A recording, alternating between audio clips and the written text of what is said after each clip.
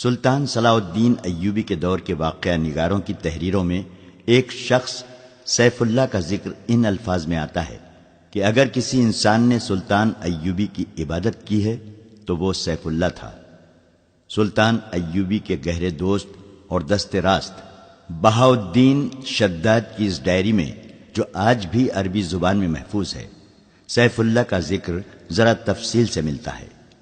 یہ شخص جس کا نام کسی باقاعدہ تاریخ میں نہیں ملتا، سلطان صلاح الدین ایوبی کی وفات کے بعد 17 سال زندہ رہا۔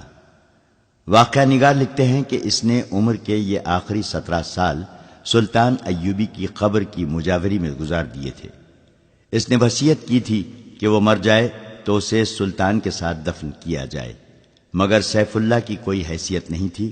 وہ ایک گمنام انسان تھا جسے عام قبرستان میں دفن کیا گیا، اور وہ وقت جلد ہی آ گیا کہ اس قبرستان پر انسانوں نے بستی آباد کر لی اور قبرستان کا نام و نشان مٹا ڈالا۔ تاریخی لحاظ سے سیف اللہ کی اہمیت یہ تھی کہ وہ سمندر پار سے صلاح الدین ایوبی کو قتل کرنے آیا تھا۔ اس وقت اس کا نام میگنانا ماریوس تھا۔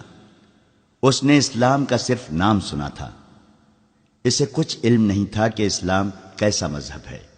صلیبیوں کے پروپیگنڈے کے مطابق اسے یقین تھا کہ اسلام ایک قابل نفرت مذہب اور مسلمان ایک قابل نفرت فرقہ ہے جو عورتوں کا شیدائی اور انسانی گوشت کھانے کا عادی ہے۔ لہذا میگنانا ماریوس جب کبھی مسلمان کا لفظ سنتا تھا تو وہ نفرت سے تھوک دیا کرتا تھا۔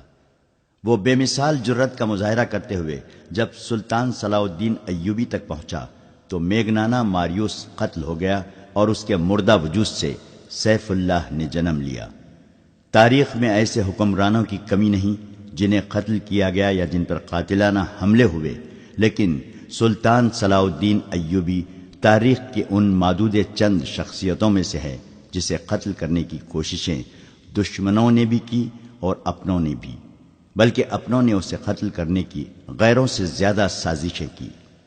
یہ امر افسوسناک ہے کہ سلطان ایوبی کی داستان ایمان افروز کے ساتھ ساتھ ایمان فروشوں کی کہانی بھی چلتی ہے۔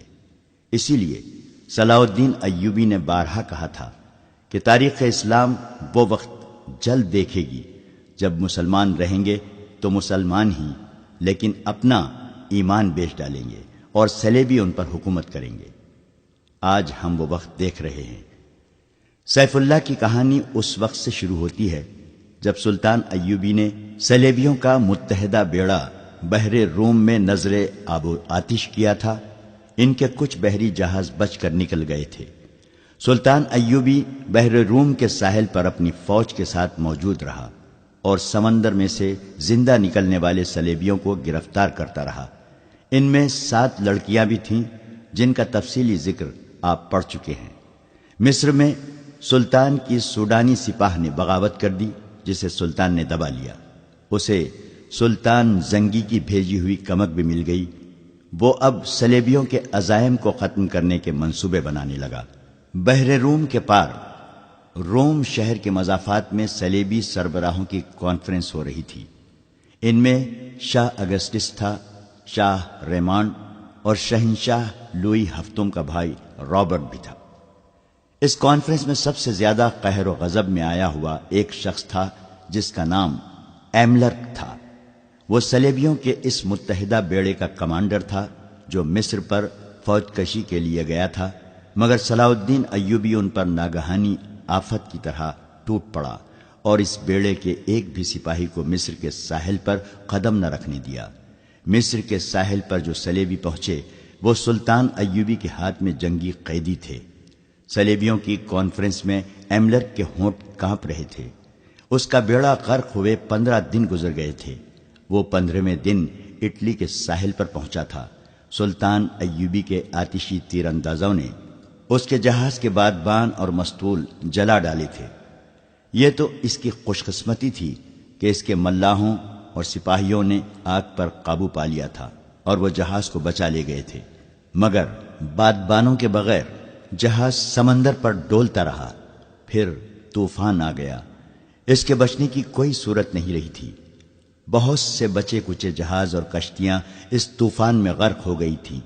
یہ ایک معجزہ تھا کہ ایملر کا جہاز ڈولتا بھٹکتا ڈوب ڈوب کر ابھرتا اٹلی کے ساحل سے جا لگا تھا۔ اس میں اس کے ملاحوں کا بھی کمال شامل تھا۔ انہوں نے چپوؤں کے زور پر جہاز کو قابو میں رکھا تھا۔ ساحل پر پہنچتے ہی اس نے ان تمام ملاحوں اور سپاہوں کو بے دریغ انعام دیا۔ صلیبی سربراہ وہیں اس کے منتظر تھے۔ وہ اس پر غور کرنا چاہتے تھے کہ انہیں دھوکہ کس نے دیا ہے۔ ظاہر ہے کہ شک سوڈانی سالار ناجی پر ہی ہو سکتا تھا۔ اسی کے خط کے مطابق انہوں نے حملے کے لیے بیڑا روانہ کیا تھا، مگر ان کے ساتھ ناجی کا تحریری رابطہ پہلے بھی موجود تھا۔ انہوں نے ناجی کے اس خط کی تحریر پہلے کے 2 خطوں سے ملائی تو انہیں شک ہوا کہ یہ کوئی گڑبڑ ہے۔ انہوں نے قاہرہ میں جاسوس بھیج رکھے تھے، مگر ان کے طرف سے بھی کوئی اطلاع نہیں ملی تھی۔ انہیں یہ بتانے والا کوئی نہ تھا کہ سلطان صلاح الدین ایوبی نے ناجی اور اس کے سازشی سالاروں کو خفیہ طریقے سے مروا دیا اور رات کی تاریکی میں گمنام قبروں میں دفن کر دیا تھا، اور صلیبی سربراہوں اور بادشاہوں کے وہم و گمان میں بھی یہ بات نہیں آ سکتی تھی کہ جس خط پر انہوں نے بیڑا روانہ کیا تھا وہ خط ناجی کا ہی تھا، مگر حملے کی تاریخ سلطان ایوبی نے تبدیل کر کے لکھی تھی۔ جاسوسوں کو ایسی معلومات کہیں سے بھی نہیں مل سکتی تھیں۔ یہ کانفرنس کسی نتیجے پر نہ پہنچ سکی۔ ایملر کے منہ سے بات تک نہیں نکلی تھی۔ وہ شکست خوردہ تھا، غصے میں بھی تھا اور تھکا ہوا بھی تھا۔ کانفرنس اگلے روز کے لیے ملتوی کر دی گئی۔ رات کے وقت یہ تمام سربراہ شکست کا غم شراب میں ڈوبو رہے تھے۔ ایک آدمی اس محفل میں آیا، اسے صرف ریمانڈ جانتا تھا۔ وہ ریمانڈ کا قابل اعتماد جاسوس تھا۔ وہ حملے کی شام مصر کے ساحل پر اترا تھا۔ اس سے تھوڑی ہی دیر بعد صلیبیوں کا بیڑا آیا اور اس کی آنکھوں کے سامنے یہ بیڑا سلطان ایوبی کی قلیل فوج کے ہاتھوں تباہ ہوا تھا۔ یہ جاسوس مصر کے ساحل پر رہا اور اس نے بہت سی معلومات مہیا کر لی تھیں۔ ریمانڈ نے اس کا تعارف کرایا تو سب اس کے گرد جمع ہو گئے۔ اس جاسوس کو معلوم تھا کہ صلیبی سربراہوں نے سلطان ایوبی کو قتل کرانے کے لیے رابن نام کا ایک ماہر جاسوس سمندر پار بھیجا تھا، اور اس کی مدد کے لیے 5 آدمی اور 7 جوان اور خوبصورت لڑکیاں بھیجی گئی تھیں۔ اس جاسوس نے بتایا کہ رابن زخمیوں کے ساتھ زخمی ہونے کا بہانہ کر کے صلاح الدین ایوبی کے کیمپ میں پہنچ گیا تھا۔ اس کے 5 آدمی تاجروں کے بھیس میں تھے۔ ان میں کرسٹوفر نام کے ایک آدمی نے ایوبی پر تیر چلایا، مگر تیر قطع گیا۔ 5 آدمی پکڑے گئے اور 7 لڑکیاں بھی پکڑی گئیں۔ انہوں نے کہانی تو اچھی گھڑ لی تھی۔ سلطان ایوبی نے لڑکیوں کو پناہ میں لے لیا اور 5 آدمیوں کو چھوڑ دیا تھا، مگر ایوبی کا ایک ماہر سراغ رساں جس کا نام علی بن سفیان ہے اچانک آ گیا۔ اس نے سب کو گرفتار کر لیا اور 5 میں سے ایک آدمی کو سب کے سامنے قتل کرا کے دوسروں سے اقبال جرم کروا لیا۔ جاسوس نے کہا، میں نے اپنے متعلق بتایا تھا کہ میں ڈاکٹر ہوں، اس لیے سلطان نے مجھے زخمیوں کی مرہم پٹی کی ڈیوٹی دے دی۔ وہیں مجھے یہ اطلاع ملی کہ سوڈانیوں نے بغاوت کی تھی جو دبا لی گئی ہے، اور سوڈانی افسروں اور لیڈروں کو ایوبی نے گرفتار کر لیا ہے۔ رابن، 4 آدمی اور 6 لڑکیاں ایوبی کی قید میں ہیں، لیکن ابھی تک ساحل پر ہیں۔ 7ویں لڑکی جو سب سے زیادہ ہوشیار ہے لاپتہ ہے۔ اس کا نام موبینا ارتلاس ہے اور موبی کہلاتی ہے۔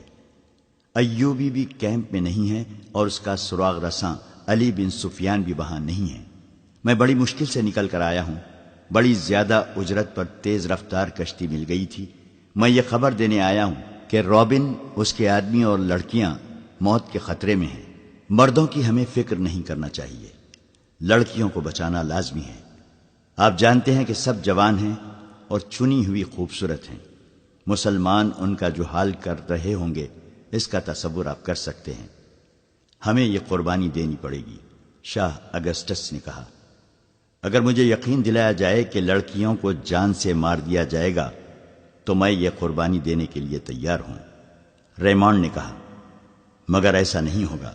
مسلمان ان کے ساتھ وحشیوں کا سلوک کر رہے ہوں گے، لڑکیاں ہم پر لعنت بھیج رہی ہوں گی، میں انہیں بچانے کی کوشش کروں گا۔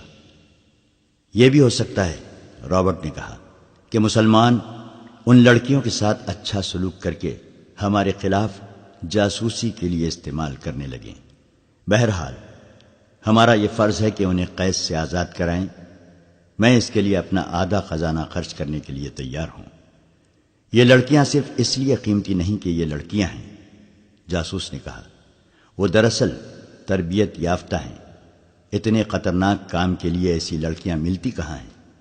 آپ کسی جوان لڑکی کو ایسے کام کے لیے تیار نہیں کر سکتے کہ وہ دشمن کے پاس جا کر اپنے آپ کو دشمن کے حوالے کر دے، دشمن کی عیاشی کا ذریعہ بنے اور جاسوسی اور تخریب کاری کرے۔ اس کام میں عزت تو سب سے پہلے دینی پڑتی ہے، اور یہ خطرہ تو ہر وقت لگا رہتا ہے کہ جو ہی دشمن کو پتہ چلے گا کہ یہ لڑکی جاسوس ہے تو اسے اذیتیں دی جائیں گی، پھر اسے جان سے مار دیا جائے گا۔ ان لڑکیوں کو ہم نے زر کثیر صرف کر کے حاصل کیا، پھر ٹریننگ دی تھی اور انہیں بڑی محنت سے مصر اور عرب کی زبان سکھائی تھی۔ ایک ہی بار 7 تجربے کار لڑکیوں کو ضائع کرنا عقل مندی نہیں ہے۔ کیا تم اعتماد سے کہہ سکتے ہو کہ لڑکیوں کو ایوبی کے کیمپ سے نکالا جا سکتا ہے؟ اگسٹس نے پوچھا۔ جی ہاں، جاسوس نے کہا، نکالا جا سکتا ہے۔ اس کے لیے غیر معمولی طور پر دلیر اور پختہ کار آدمیوں کی ضرورت ہے، مگر یہ بھی ہو سکتا ہے کہ وہ 1-2 دنوں تک رابن، اس کے 4 آدمیوں اور لڑکیوں کو قاہرہ لے جائیں۔ وہاں سے نکالنا بہت ہی مشکل ہوگا۔ اگر ہم وقت ضائع نہ کریں تو ہم انہیں کیمپ میں ہی جا لیں گے۔ آپ مجھے 20 آدمی دے دیں، میں ان کی رہنمائی کروں گا، لیکن آدمی ایسے ہوں جو جان پر کھیلنا جانتے ہوں۔ ہمیں ہر قیمت پر ان لڑکیوں کو واپس لانا ہے، ایملرک نے گرج کر کہا۔ اس پر بحر روم میں جو بیتی تھی اس کا وہ انتقام لینے کو پاگل ہوا جا رہا تھا۔ وہ صلیبیوں کے متحدہ بیڑے اور اس بیڑے میں سوار لشکر کا سپریم کمانڈر بن کر اس امید پر گیا تھا کہ مصر کی فتح کا صحرا اس کے سر بندھے گا، مگر صلاح الدین ایوبی نے اسے مصر کے ساحل کے قریب بھی نہ جانے دیا۔ وہ جلتے ہوئے جہاز میں زندہ جل جانے سے بچا تو طوفان میں گر گیا۔ اب بات کرتے اس کے ہونٹ کانپتے تھے اور وہ زیادہ تر باتیں میز پر مکے مار مار کر یا اپنی راند پر زور زور سے ہاتھ مار کر اپنے جذبات کا اظہار کرتا تھا۔ اس نے کہا، میں لڑکیوں کو بھی لاؤں گا اور صلاح الدین ایوبی کو قتل بھی کراؤں گا۔ میں انہی لڑکیوں کو مسلمانوں کی سلطنت کی جڑیں کھوکھلی کرنے کے لیے استعمال کروں گا۔ میں سچے دل سے آپ کی تائید کرتا ہوں شاہ ایملرک، ریمانڈ نے کہا۔ ہمیں تربیت یافتہ لڑکیوں کو اتنی آسانی سے ضائع نہیں کرنا چاہیے، نہ ہم کریں گے۔ آپ سب کو اچھی طرح معلوم ہے کہ شام کے حرموں میں ہم کتنی لڑکیاں داخل کر چکے ہیں۔ کئی مسلمان گورنر اور امیر ان لڑکیوں کے ہاتھ میں کھیل رہے ہیں۔ بغداد میں یہ لڑکیاں عمرہ کے ہاتھوں میں ایسے متعدد افراد کو قتل کرا چکی ہیں جو صلیب کے خلاف نعرہ لے کر اٹھے تھے۔ مسلمانوں کی خلافت کو ہم نے عورت اور شراب سے 3 حصوں میں تقسیم کر دیا ہے۔ ان میں اعتماد نہیں رہا، وہ عیش و عشرت میں غرق ہوتے جا رہے ہیں۔ صرف 2 آدمی ہیں جو اگر زندہ رہے تو ہمارے لیے مستقل خطرہ بنے رہیں گے، ایک نور الدین زنگی اور دوسرا صلاح الدین ایوبی۔ اگر ان دونوں میں سے ایک بھی زیادہ دیر تک زندہ رہا تو ہمارے لیے اسلام کو ختم کرنا آسان نہیں ہوگا۔ اگر صلاح الدین ایوبی نے سوڈانیوں کی بغاوت دبا لی ہے تو اس کا مطلب یہ ہے کہ یہ شخص اس حد سے زیادہ خطرناک ہے جس حد تک ہم اسے سمجھتے رہے ہیں۔ ہمیں میدان جنگ سے ہٹ کر تخریب کاری کا محاذ بھی کھولنا پڑے گا۔ مسلمانوں میں تفرقہ اور بے اطمینانی پھیلانے کے لیے ہمیں ان لڑکیوں کی ضرورت ہے۔ ہمیں اپنے کامیاب تجربوں سے فائدہ اٹھانا چاہیے۔ لوئی ہفتم کے بھائی رابرٹ نے کہا، عرب میں ہم مسلمانوں کی کمزوریوں سے فائدہ اٹھا چکے ہیں۔ مسلمان عورت، شراب اور دولت سے اندھا ہو جاتا ہے۔ مسلمان کو مارنے کا بہترین طریقہ یہ ہے کہ اسے مسلمان کے ہاتھوں مرواؤ۔ مسلمان کو ذہنی عیاشی کا سامان مہیا کر دو تو وہ اپنے دین اور ایمان سے دستبردار ہو جاتا ہے۔ تم مسلمانوں کا ایمان آسانی سے خرید سکتے ہو، اس نے عرب کے کئی امراء اور وزراء کی مثالیں دی جنہیں صلیبیوں نے عورت، شراب اور دولت سے خرید لیا تھا، انہیں اپنا درپردہ دوست بنا لیا تھا۔ کچھ دیر مسلمانوں کی کمزوریوں کے متعلق باتیں ہوئیں، پھر لڑکیوں کو آزاد کرانے کے عملی پہلوؤں پر غور ہوا۔ آخر یہ طے پایا کہ 20 نہایت دلیر آدمی اس کام کے لیے روانہ کیے جائیں اور وہ اگلی شام تک روانہ ہو جائیں۔ اسی وقت 4-5 کمانڈروں کو بلایا گیا، انہیں اصل مقصد اور مہم بتا کر کہا گیا کہ 20 آدمی منتخب کریں۔ کمانڈروں نے تھوڑی دیر اس مہم کے خطروں کے متعلق بحث مباحثہ کیا۔ ایک کمانڈر نے کہا، ہم پہلے ہی ایک ایسی فورس تیار کر رہے ہیں جو مسلمانوں کے کیمپوں پر شب خون مارا کرے گی اور ان کی متحرک فوج پر بھی رات کو حملے کر کے پریشان کرتی رہے گی۔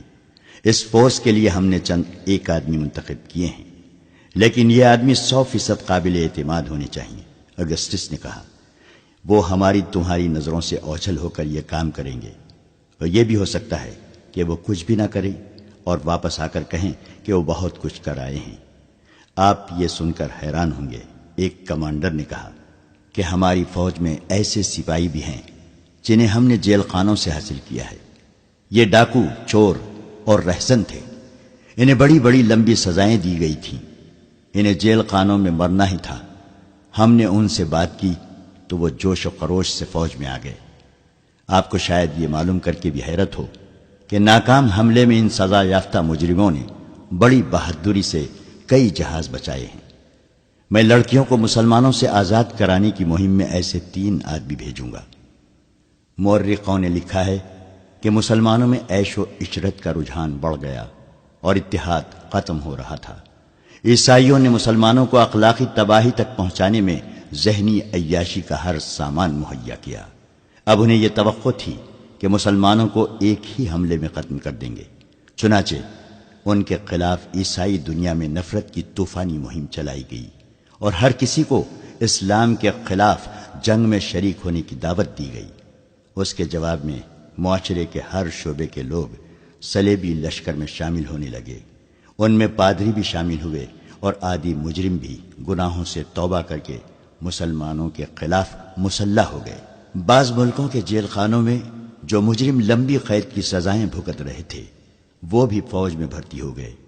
ان مجرموں کے متعلق عیسائیوں کا تجربہ غالباً اچھا تھا، جس کے پیش نظر ایک کمانڈر نے لڑکیوں کو آزاد کرانے اور سلطان صلاح الدین ایوبی کو قتل کرنے کے لیے قیدی مجرموں کا انتخاب کیا تھا۔ صبح تک 20 انتہائی دلیر اور ذہین آدمی چن لیے گئے۔ ان میں میگنانا ماریوس بھی تھا، جسے روم کے جیل خانے سے لایا گیا تھا۔ اس جاسوس کو جو ڈاکٹر کے بحروپ میں سلطان ایوبی کے کیمپ میں رہا اور فرار ہو آیا تھا، اس کو کمانڈو پارٹی کا کمانڈر اور گائیڈ مقرر کیا گیا۔ اس پارٹی کو یہ مشن دیا گیا کہ لڑکیوں کو مسلمانوں کی قید سے نکالنا ہے۔ اگر رابن اور اس کے 4 ساتھیوں کو بھی آزاد کرایا جا سکے تو کرا لینا، ورنہ ان کے لیے کوئی خطرہ مول لینے کی ضرورت نہیں۔ دوسرا مشن تھا صلاح الدین کا قتل۔ اس پارٹی کو کوئی عملی ٹریننگ نہ دی گئی، صرف زبانی ہدایت اور ضروری ہتھیار دے کر اسی روز ایک بادبانی کشتی میں ماہی گیروں کے بھیس میں روانہ کر دیا گیا۔ جس وقت یہ کشتی اٹلی کے ساحل سے روانہ ہوئی، سلطان صلاح الدین ایوبی سوڈانیوں کی بغاوت کو مکمل طور پر دبا چکا تھا۔ سوڈانیوں کے بہت سے کماندار مارے گئے یا زخمی ہو گئے تھے اور بہت سے سلطان ایوبی کے دفتر کے سامنے کھڑے تھے۔ انہوں نے ہتھیار ڈال کر شکست اور سلطان ایوبی کی اطاعت قبول کر لی تھی۔ وہ سلطان کے حکم کے منتظر تھے۔ سلطان اندر بیٹھا اپنے سالاروں وغیرہ کو احکام دے رہا تھا۔ علی بن سفیان بھی موجود تھا۔ اس فتح میں اس کا بہت بڑا دخل تھا۔ صلیبیوں کو شکست دینے میں بھی اس کے نظام جاسوسی نے بہت کام کیا تھا، بلکہ یہ دونوں کامیابیاں جاسوسی کے نظام کی ہی کامیابیاں تھیں۔ سلطان ایوبی کو جیسے اچانک کچھ یاد آ گیا ہو، اس نے علی بن سفیان سے کہا، علی، ہمیں ان جاسوس لڑکیوں اور ان کے ساتھیوں کے متعلق سوچنے کا وقت ہی نہیں ملا۔ وہ ابھی تک ساحل پر قیدی کیمپ میں ہیں۔ ان سب کو فوراً یہاں لانے کا بندوبست کرو اور طے خانے میں ڈال دو، میں ابھی پیغام بھجوا دیتا ہوں۔ علی بن سفیان نے کہا، ان سب کو یہاں پہرے میں بلا لیتا ہوں۔ سلطان، آپ شاید 7ویں لڑکی کو بھول گئے ہیں، وہ سوڈانیوں کے کماندار بالیان کے پاس تھی، اسی لڑکی سے جاسوسوں اور بغاوت کا انکشاف ہوا تھا۔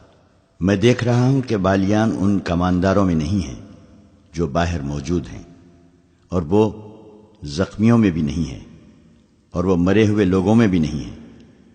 مجھے شک ہے کہ 7ویں لڑکی جس کا نام فخر المصری نے منہ بھی بتایا تھا، بالیان کے ساتھ کہیں روپوش ہو گئی ہے۔ اپنا شک رفع کرو علی۔ سلطان ایوبی نے کہا، یہاں مجھے اب تمہاری ضرورت نہیں ہے، بالیان لاپتہ ہے تو وہ بحر روم کی طرف نکل گیا ہوگا، صلیبیوں کے سوا اسے اور کون پناہ دے سکتا ہے۔ بہرحال ان جاسوسوں کو تہہ خانوں میں ڈالو اور اپنے جاسوس فوراً تیار کر کے سمندر پار بھیج دو۔ زیادہ ضروری تو یہ ہے کہ اپنے جاسوس اپنے ہی ملک میں پھیلا دیے جائیں۔ یہ مشورہ دینے والا سلطان نور الدین زنگی کی بھیجی ہوئی فوج کا سالار تھا۔ اس نے کہا، ہمیں صلیبیوں کی طرف سے اتنا خطرہ نہیں ہے جتنا اپنے مسلمان امراء سے ہے۔ اپنے جاسوس ان کے حرموں میں داخل کر دیے جائیں تو بہت سی سازشیں بے نقاب ہوں گی۔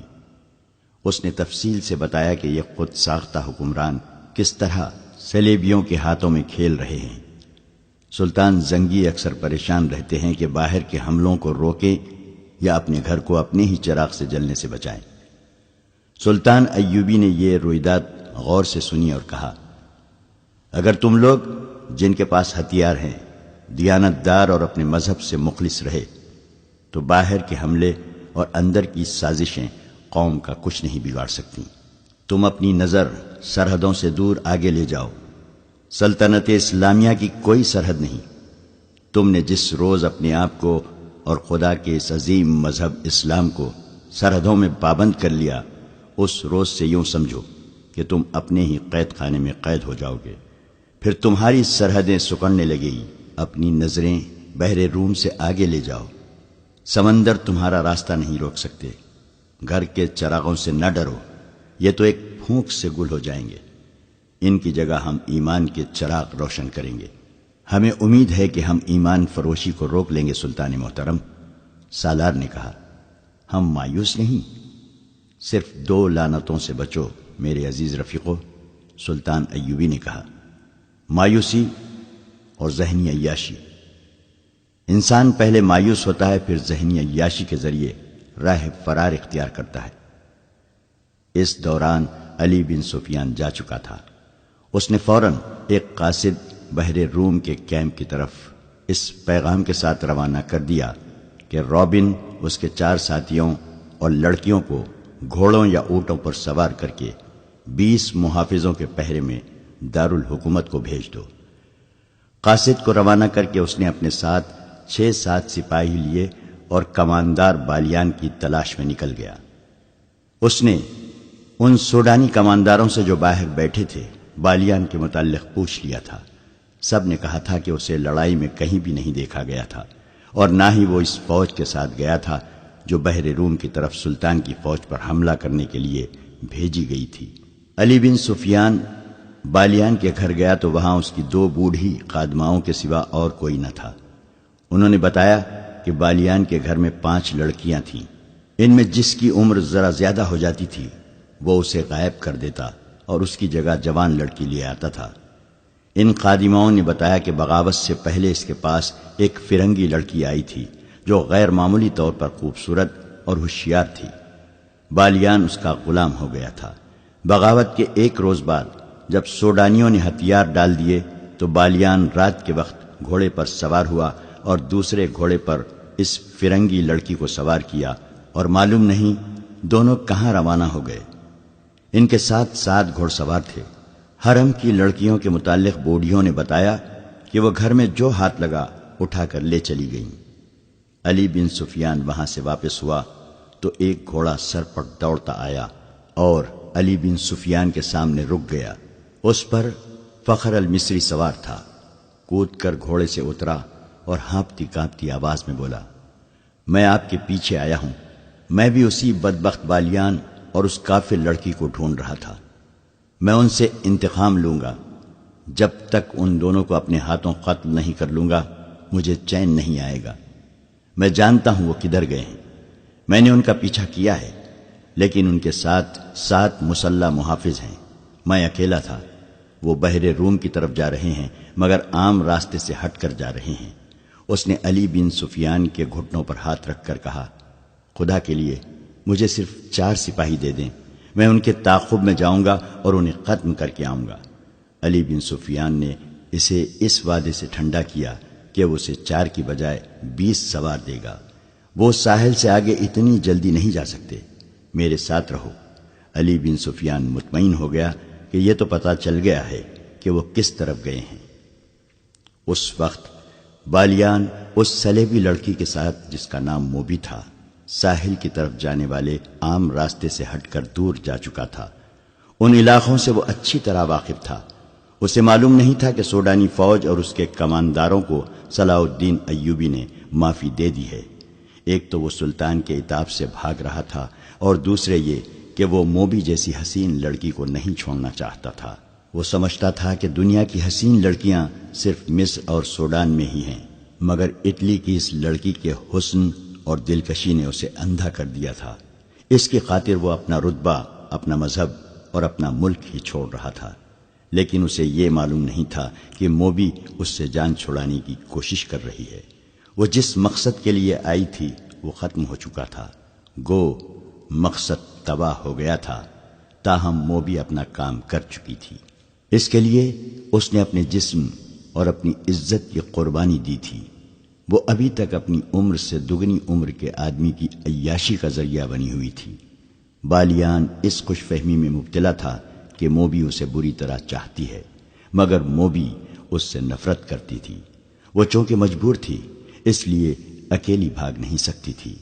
وہ اس مقصد کے لیے بالیان کو ساتھ لیے ہوئے تھی کہ اسے اپنی حفاظت کی ضرورت تھی۔ اسے بحر روم پار کرنا تھا یا رابن تک پہنچنا تھا۔ اسے معلوم نہیں تھا کہ رابن اور اس کے ساتھی، جو تاجروں کے بھیس میں تھے، پکڑے جا چکے ہیں۔ اس مجبوری کے تحت وہ بالیان کے ہاتھ میں کھلونا بنی ہوئی تھی۔ وہ کئی بار اسے کہہ چکی تھی کہ تیز چلو اور پڑاؤ کم کرو ورنہ پکڑے جائیں گے، لیکن بالیان جہاں اچھی سایہ دار جگہ دیکھتا رک جاتا۔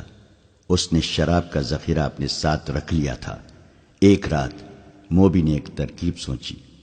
اس نے بالیان کو اتنی زیادہ پلا دی کہ وہ بے سدھ ہو گیا۔ ان کے ساتھ جو 7 محافظ تھے وہ کچھ پرے سو گئے تھے۔ موبی نے دیکھا تھا کہ ان میں سے ایک ایسا ہے جو جوان ہے اور سب پر چھایا رہتا ہے۔ بالیان زیادہ تر اسی کے ساتھ ہر بات کیا کرتا تھا۔ موبی نے اسے جگایا اور تھوڑی دور لے گئی۔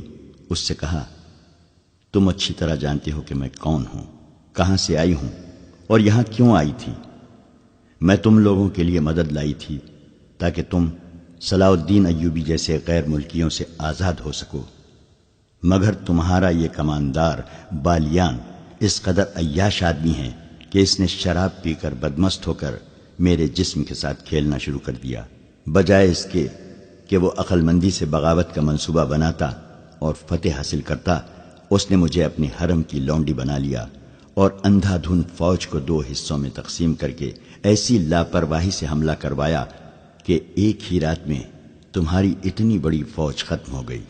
تمہاری شکست کا ذمہ دار یہ شخص ہے۔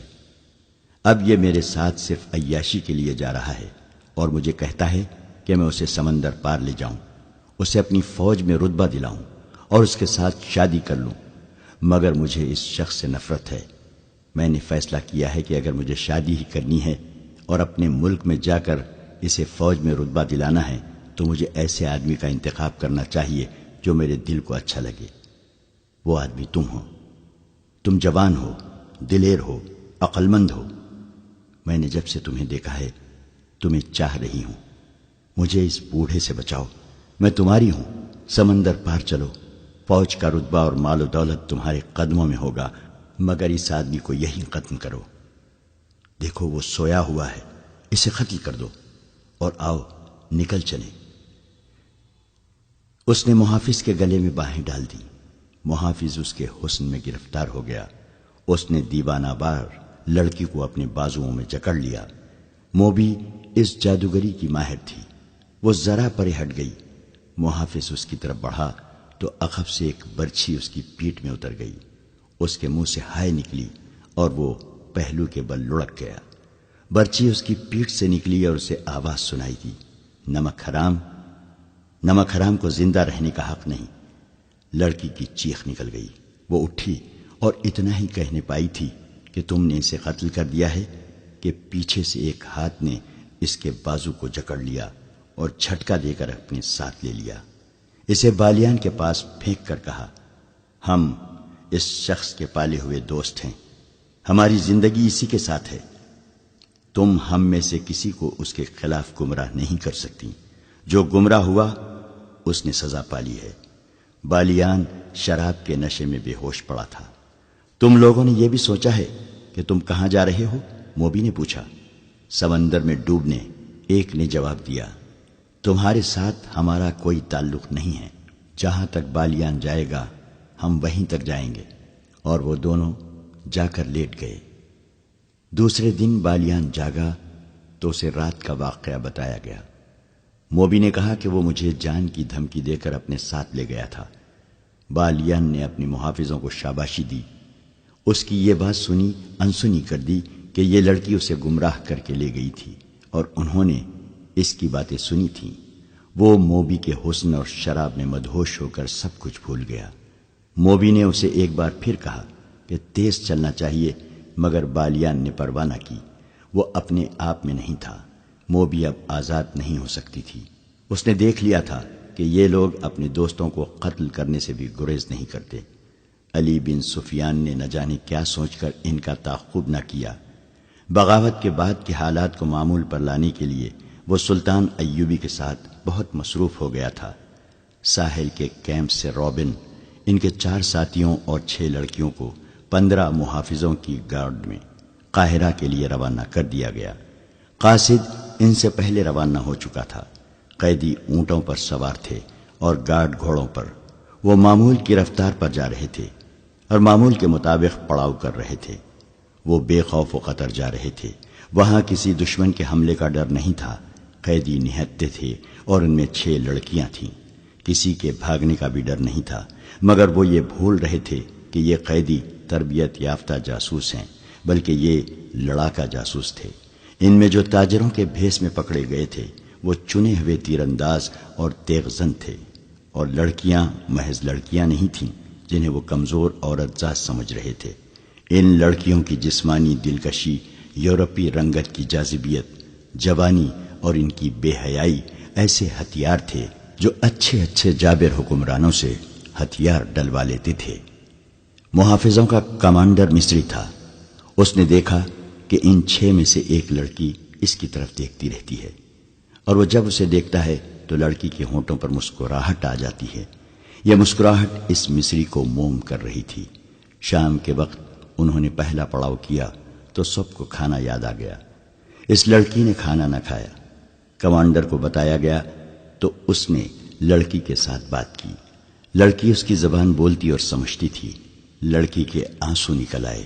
اس نے کہا کہ وہ اس کے ساتھ علیحدگی میں بات کرنا چاہتی ہے۔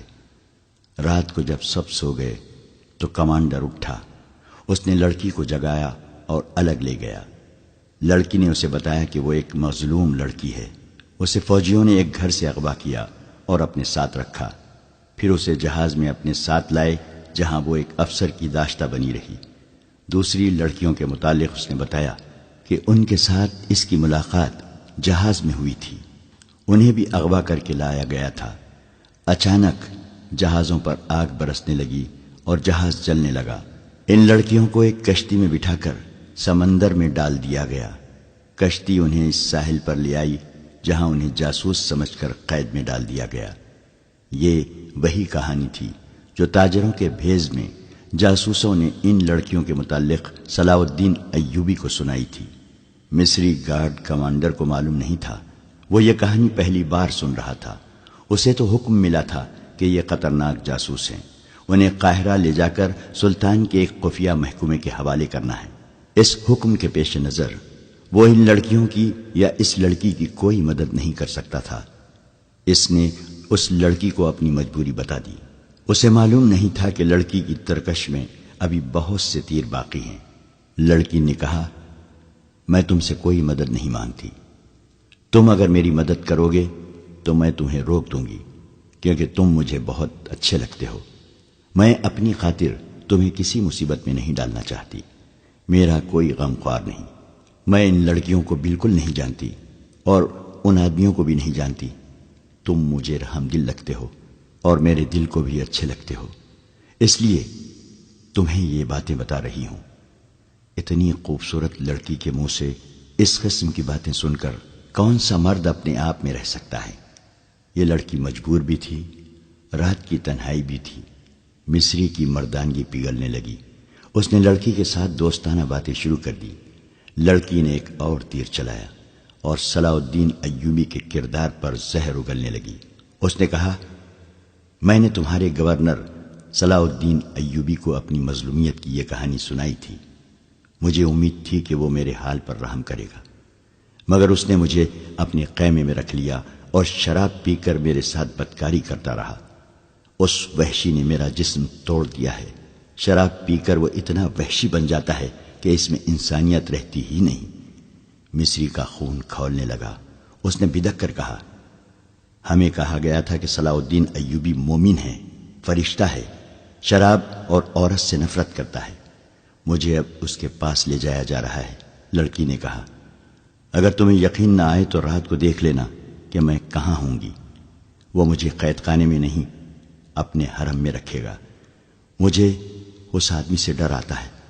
اس قسم کی بہت سی باتوں سے لڑکی نے اس مصری کے دل میں صلاح الدین ایوبی کے خلاف نفرت پیدا کر دی اور وہ پوری طرح مصری پر چھا گئی۔ اس کے دل اور دماغ پر قبضہ کر لیا۔ مصری کو معلوم نہیں تھا کہ یہی ان لڑکیوں کا ہتھیار ہے۔ لڑکی نے آخر میں اس سے کہا، اگر تم مجھے اس ذلیل زندگی سے نجات دلا دو تو میں ہمیشہ کے لیے تمہاری ہو جاؤں گی اور میرا باپ تمہیں سونے کے اشرفیوں سے مالا مال کر دے گا۔ اس نے اس کا طریقہ یہ بتایا، میرے ساتھ سمندر پار بھاگ چلو، کشتیوں کی کمی نہیں ہے، میرا باپ بہت امیر آدمی ہے، میں تمہارے ساتھ شادی کر لوں گی اور میرا باپ تمہیں نہایت اچھا مکان اور بہت سی دولت دے گا، تم تجارت کر سکتے ہو۔ مصری کو یہ یاد رہ گیا تھا کہ وہ مسلمان ہے۔ اس نے کہا کہ وہ اپنا مذہب ترک نہیں کر سکتا۔ لڑکی نے ذرا سوچ کر کہا، میں تمہارے لیے اپنا مذہب چھوڑ دوں گی۔ اس کے بعد وہ فرار اور شادی کا پروگرام بنانے لگی۔ لڑکی نے اسے کہا، میں تم پر زور نہیں دیتی، اچھی طرح سوچ لو، میں صرف جاننا چاہتی ہوں کہ میرے دل میں تمہاری جو محبت پیدا ہو گئی ہے اتنی تمہارے دل میں پیدا ہوئی ہے یا نہیں۔ اگر تم مجھے قبول کرنے پر آمادہ ہو سکتے ہو تو سوچ لو اور کوشش کرو کہ قاہرہ تک ہمارا سفر لمبا ہو جائے۔ ہم ایک بار وہاں پہنچ گئے تو پھر تم میری بو بھی نہیں سونگھ سکو گے۔ لڑکی کا مقصد صرف اتنا سا تھا کہ سفر لمبا ہو جائے اور 3 دنوں کی بجائے 6 دن راستے میں ہی گزر جائیں۔ اس کی وجہ یہ تھی کہ رابن اور اس کے ساتھی فرار کی ترکیبیں سوچ رہے تھے۔ وہ اس کوشش میں تھے کہ رات کو سوئے ہوئے محافظوں کے ہتھیار اٹھا کر انہیں قتل کیا جائے، جو ناممکن سا کام تھا، یا ان کے گھوڑے چرا کر بھاگا جائے۔ ابھی تو پہلا ہی پڑاؤ تھا۔ ان کی ضرورت یہ تھی کہ سفر لمبا ہو جائے تاکہ وہ اطمینان سے سوچ سکیں اور عمل کر سکیں۔ اس مقصد کے لیے انہوں نے اس لڑکی کو استعمال کیا۔ وہ محافظوں کے کمانڈر کو قبضے میں لے لی۔ لڑکی نے پہلی ملاقات میں ہی یہ مقصد حاصل کر لیا اور مصری کو منہ مانگی قیمت دے دی۔ مصری کوئی ایسا بڑا رتبہ والا آدمی نہیں تھا، معمولی سا عہدیدار تھا۔ اس نے کبھی خواب میں بھی اتنی حسین لڑکی نہیں دیکھی تھی۔ کہاں ایک جیتی جاگتی لڑکی جو اس کے تصوروں سے بھی زیادہ خوبصورت تھی اس کی لونڈی بن گئی تھی۔ وہ اپنا آپ، اپنا فرض اور اپنا مذہب ہی بھول گیا۔ وہ ایک لمحے کے لیے بھی لڑکی سے الگ نہیں ہونا چاہتا تھا۔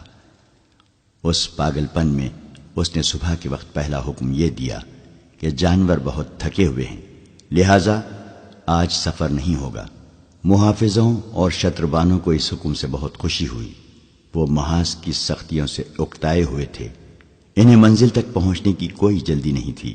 وہ دن بھر آرام کرتے رہے، گپ شپ لگاتے رہے، اور ان کا کمانڈر اس لڑکی کے پاس بیٹھا بدمست ہوتا رہا۔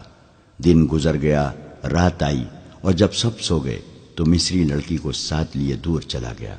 لڑکی نے اسے آسمان پر پہنچا دیا۔ صبح جب یہ قافلہ چلنے لگا تو مصری کمانڈر نے راستہ بدل دیا۔ اپنے دستے سے اس نے کہا کہ اس طرف اگلے پڑاؤ کے لیے بہت خوبصورت جگہ ہے، قریب ایک گاؤں بھی ہے جہاں مرغیاں اور انڈے مل جائیں گے۔ اس کا دستہ اس پر بھی بہت خوش ہوا کہ کمانڈر انہیں عیش کرا رہا ہے۔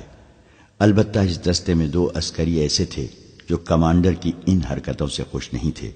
انہوں نے اس سے کہا کہ ہمارے پاس خطرناک قیدی ہیں، یہ سب جاسوس ہیں، انہیں بہت جلدی حکومت کے حوالے کر دینا چاہیے۔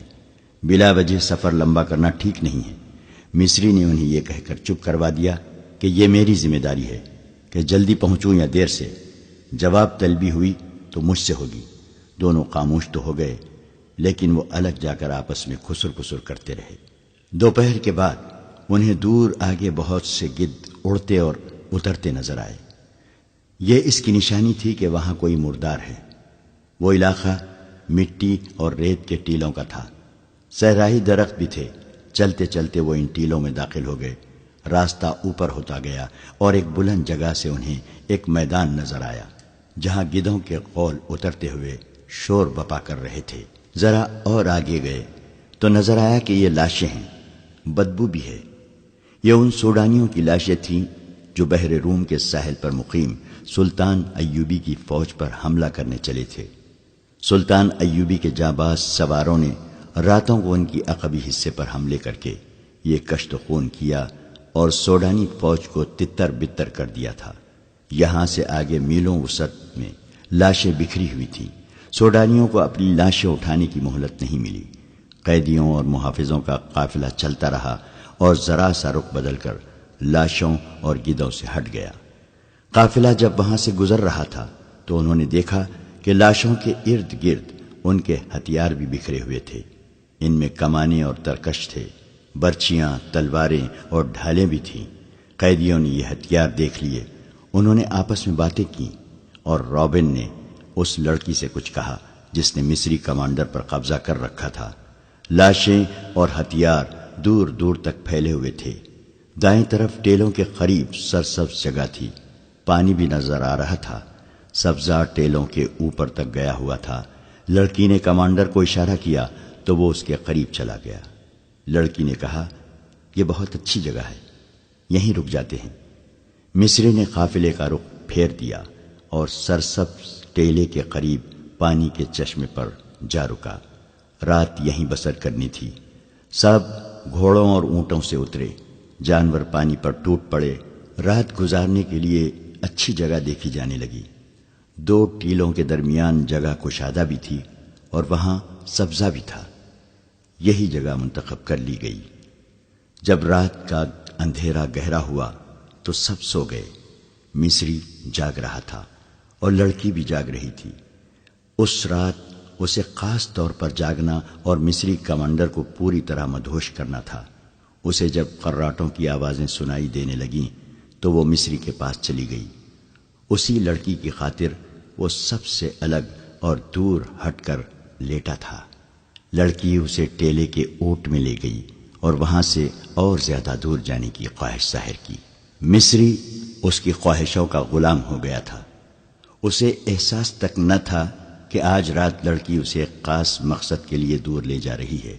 وہ اس کے ساتھ ساتھ چلتا رہا اور لڑکی اسے 3 ٹیلوں سے بھی پرے لے گئی اور رکی اور مصری کو باہوں میں لے لیا۔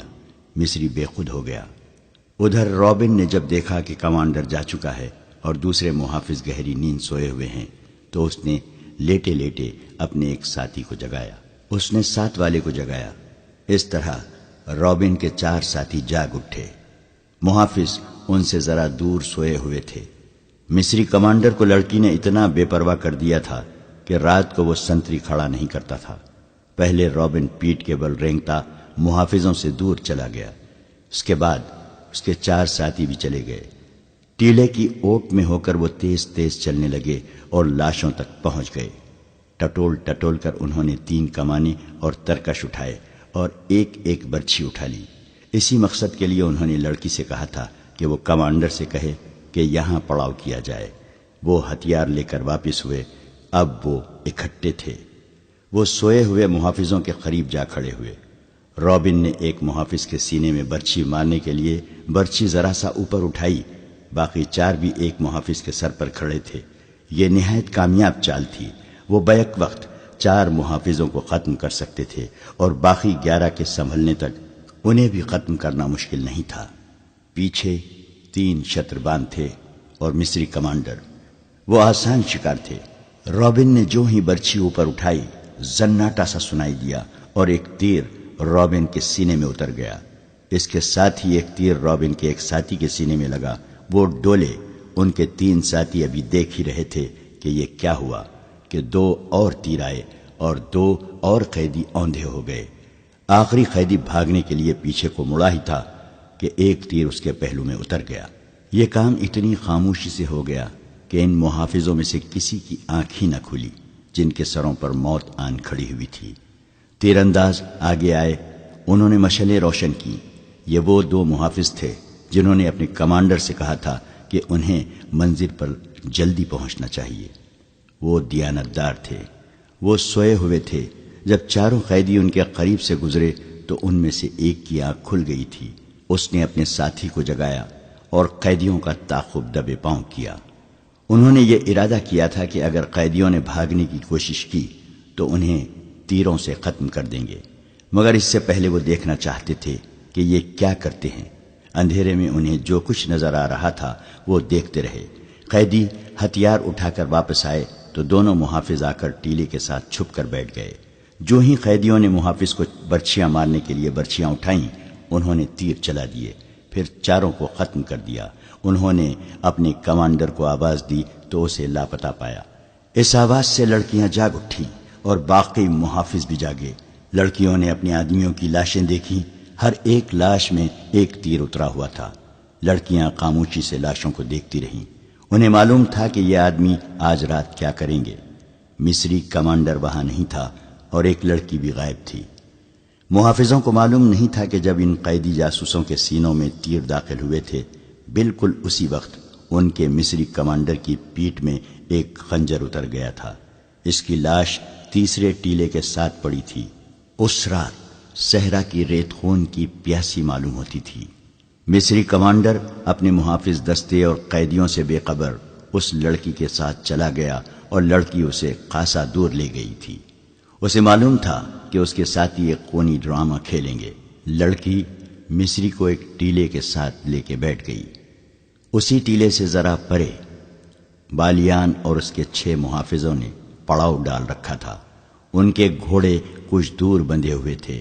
بالیان موبی کو ساتھ لیے ٹیلے کی طرف آ گیا۔ اس کے ہاتھ میں شراب کی بوتل تھی۔ موبی نے نیچے بچھانے کے لیے دری اٹھا رکھی تھی۔ بالیان محافظوں سے دور جا کر عیش و عشرت کرنا چاہتا تھا۔ اس نے دری بچھا دی اور موبی کو اپنے ساتھ بٹھا لیا۔ وہ بیٹھے ہی تھے کہ رات کے سکوت میں انہیں قریب سے کسی کی باتوں کی آوازیں سنائی دی۔ وہ چونکے اور دم ساد کر سننے لگے۔ آواز کسی لڑکی کی تھی۔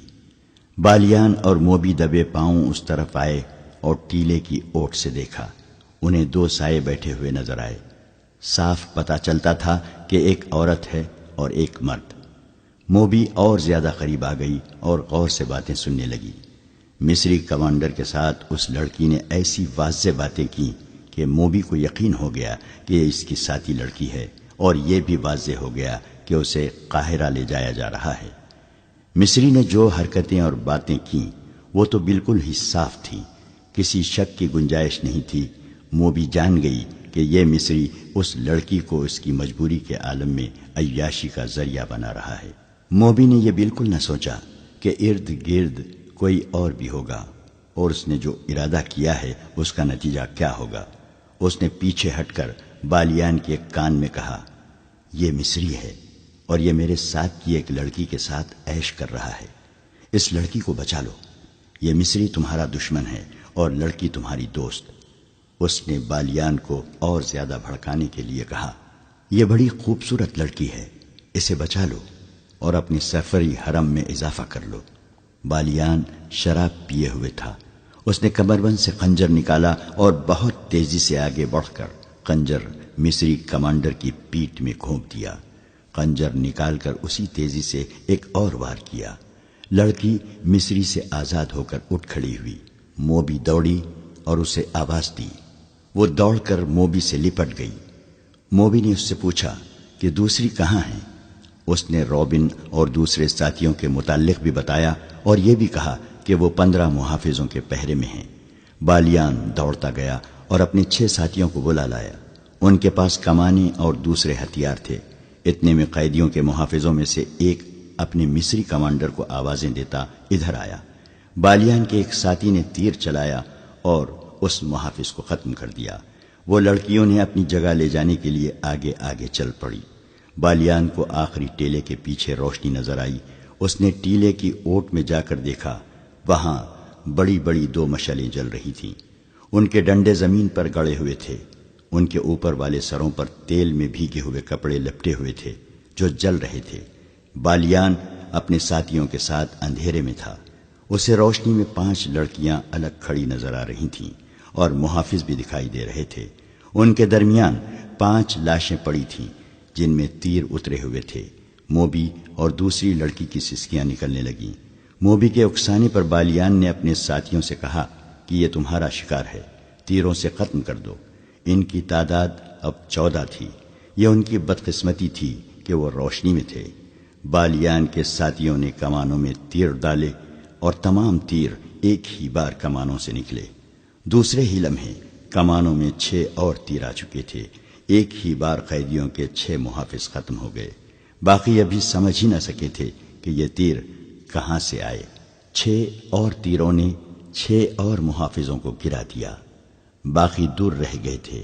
ان میں سے ایک اندھیرے میں غائب ہو گیا، دوسرا ذرا سست نکلا اور وہ بھی سوڈانیوں کے بیک وقت 3 تیروں کا شکار ہو گیا۔ 3 شتربان رہ گئے تھے جو سامنے نہیں تھے۔ وہ اندھیرے میں کہیں ادھر ادھر ہو گئے۔ مشعلوں کی روشنی میں اب لاشیں ہی لاشیں نظر آ رہی تھیں۔ ہر لاش ایک ایک تیر لیے ہوئے تھی اور ایک میں 3 تیر پیوست تھے۔ موبی دوڑ کر لڑکیوں سے ملی۔ اتنے میں انہیں ایک گھوڑے کے سر پر دوڑنے کی آواز سنائی دی جو دور نکل گئی۔ بالیان نے کہا، یہاں رکنا ٹھیک نہیں، ان میں ایک بچ کر نکل گیا ہے، وہ قاہرہ کی سمت گیا ہے، فوراً یہاں سے نکلو۔ انہوں نے محافظوں کے گھوڑے کھولے اور اپنی جگہ گئے۔ وہاں جا کر دیکھا ایک گھوڑا غائب تھا۔ اسے بچ کر نکل جانے والا محافظ لے گیا تھا۔ وہ اپنے گھوڑوں تک نہیں جا سکا تھا، چھپ کر ادھر چلا گیا جہاں اسے 8 گھوڑے بندھے نظر آئے۔ زینیں پاس ہی پڑی تھیں۔ اس نے ایک گھوڑے پر زین کسی اور بھاگ نکلا۔ بالیان نے 14 گھوڑوں پر زینیں کسوائیں، سامان 2 گھوڑوں پر لادا، باقی گھوڑے ساتھ لیے اور روانہ ہو گئے۔ لڑکیوں نے موبی کو سنایا کہ ان پر کیا بیتی ہے اور انہیں کہاں لے جایا جا رہا تھا۔ انہوں نے یہ بھی بتایا کہ رابن اور اس کے ساتھی لاشوں کے ہتھیار اٹھانے گئے تھے، مگر معلوم نہیں وہ کس طرح مارے گئے۔ موبی نے کہا، ایوبی کے کیمپ میں میری اور رابن کی ملاقات اچانک ہو گئی تھی۔ اس نے کہا تھا کہ مجھے یوں نظر آ رہا ہے کہ یسوع مسیح کو ہماری کامیابی منظور ہے، ورنہ ہم اس طرح خلاف توقع نہ ملتے۔ آج ہماری ملاقات بالکل خلاف توقع ہو گئی ہے، لیکن میں یہ نہیں کہوں گی کہ یسوع مسیح کو ہماری کامیابی منظور ہے۔ خدائے یسوع مسیح ہم سے ناراض معلوم ہوتا ہے۔ ہم نے جس کام میں ہاتھ ڈالا وہ چوپٹ ہوا۔ بحر روم میں ہماری فوج کو شکست ہوئی اور مصر میں ہماری دوست سوڈانی فوج کو شکست ہوئی۔ ادھر رابن اور کرسٹوفر جیسے دلیر اور قابل آدمی اور ان کے اتنے اچھے ساتھی مارے گئے۔ معلوم نہیں ہمارا انجام کیا ہوگا۔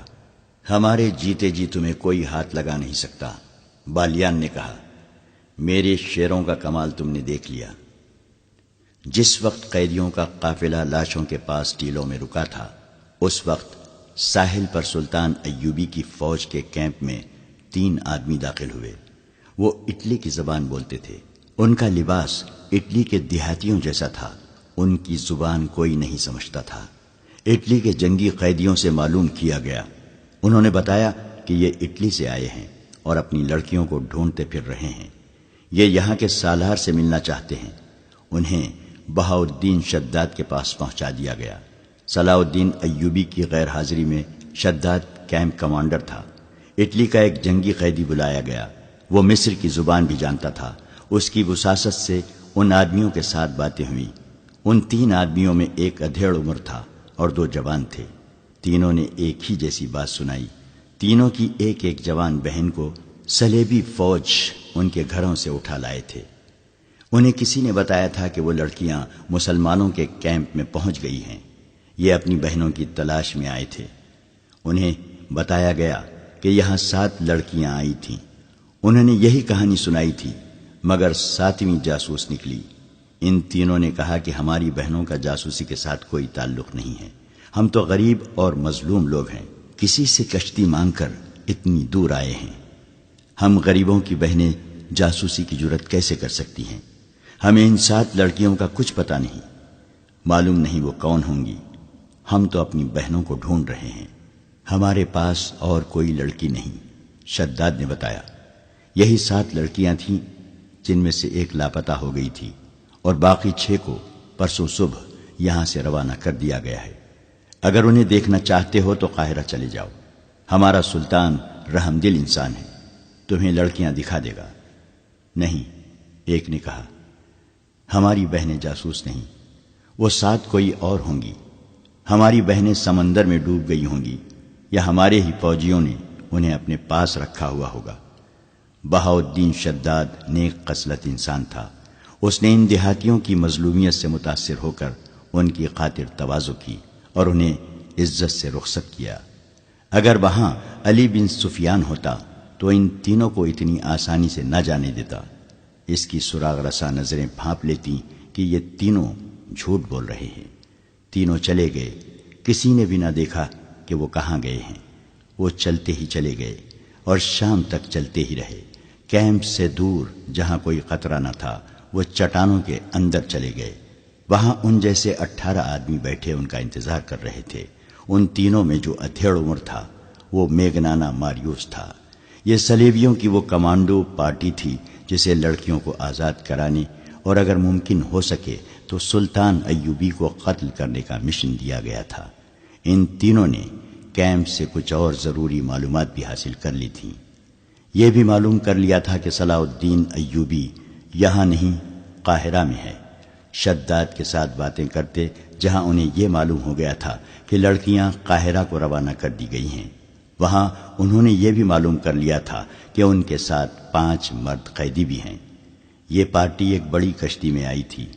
انہوں نے کشتی ساحل پر ایک ایسی جگہ باندھ دی تھی جہاں سمندر چٹان کو کاٹ کر اندر تک گیا ہوا تھا۔ ان لوگوں کو اب قاہرہ کے لیے روانہ ہونا تھا، مگر سواری نہیں تھی۔